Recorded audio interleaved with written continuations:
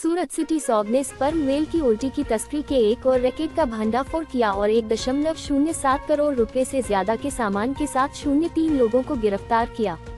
Police commissioner Shri Anupam Singh Gehlot सूरत city के दिए गए निर्देशों के अनुसार सूरत शहर में एम्बरग्रीस वेल की ओटी लाने और सूरत के बाजार में बेचने वालों पर नजर रखने के लिए deputy police commissioner Shri Rajdeep Singh नेकुमसौग के मार्गदर्शन में पुलिस इंस्पेक्टर एस सोनारा के निर्देशों के अनुसार यह काम किया। जी सर, एसओजी डिटेक्शन કર્યું છે શું છે? એસઓજીએ 3 વ્યક્તિઓને ડિંડોલી વિસ્તારમાંથી પકડ્યા છે, જેમની પાસેથી માછલીની ઉલટી એટલે કે એમ્બરગ્રીસ એટલે કે ફ્લોટિંગ ગોલ્ડ ઝડપી પાડ્યું છે। 1 કિલોગ્રામ 70 ગ્રામ જેટલું છે, જેની આંતરરાષ્ટ્રીય કિંમત 1,10,07,000 રૂપિયા થાય છે। આ એમ્બરગ્રીસનો ઉપયોગ જે છે અત્તર અને સૌંદર્ય પ્રસાધનોમાં થતો હોય છે।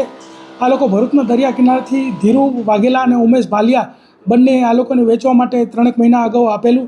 1 અઠવાડિયાથી આ લોકો વેચવા માટે ફરતા હતા અને એ વેચવા માટે કસ્ટમર શોધતા હતા। એ દરમિયાન કોઈ વ્યક્તિને જાણ થતાં એસઓજીને બાતમી મળી અને એસઓજી બાતમી મળતા આ લોકોને ઝડપી પાડ્યા। 3 આરોપીનું નામ છે અમરીશ મિશ્રા, સોનુ બબલુ ઉપાધ્યાય અને સંદીપ ઉપાધ્યાય। અમરીશ મિશ્રા છે ફ્લિપકાર્ટની અંદર ડિલિવરીનું કામ કરે છે અને સોનુ ઉપાધ્યાય અને સંદીપ ઉપાધ્યાય બંને રિક્ષા ડ્રાઈવર છે।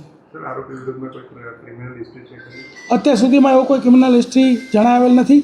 આ લોકોને લોભ લાલચમાં આ લોકો ફરતા હતા પૈસા મેળવવા માટે અને એ લોકો પકડાઈ ગયા છે। અગાઉ પણ અમે જે આવા કેસો કરે છે લોકો સુરત જે છે આપણી આર્થિક પાટનગરી છે, એટલે કોઈ પણને એવું લાગે કે ભાઈ સુરતમાંના ગ્રાહકો મળતા હશે એટલે આ લોકો ફરતા અહીંયા આવતા હોય છે, પરંતુ ક્યારેય કોઈ વ્યક્તિને આવા ગ્રાહકો ક્યારેય મળતા નથી। અને જે કોઈ સૌંદર્ય પ્રસાધન બનાવતી કંપનીઓ હંમેશા જે એના ઓથોરાઇઝ ગવર્મેન્ટે નક્કી કરેલા જે ડીલરો એની પાસેથી જ એમને કદાચ એમ્બરગ્રીસની જરૂર હોય તો લેતી હોય છે, કોઈ આવા લેભાગુ તત્વો પાસેથી લેતી નથી। પરંતુ જે લોકોને કોઈ પણ રીતે એન પ્રકારે કોઈ દરિયા કિનારેથી આ એમ્બરગ્રીસ મળી આવે તો લોભ લાલચથી એ લોકો સરકારને જાણ કરતા નથી, ફોરેસ્ટ ડિપાર્ટમેન્ટને જાણ કરતા નથી અને આવા લોકો આવું વેચવા માટે ફરતા હોય છે। પરંતુ હંમેશા એમને જેને એ લોકો વાત કરતા હોય છે એમાંથી જ કોઈ બાતમીદાર બની જતું હોય છે અને એ હંમેશા એ પકડાઈ જાય છે। એટલે આવું કંઈ પણ એમ્બરગ્રીસ ક્યારેય પણ મળે તો હંમેશા ફોરેસ્ટ વિભાગનો સંપર્ક કરવો, પોલીસ વિભાગનો સંપર્ક કરવો અને સરકારમાં જમા કરાવી દેવું।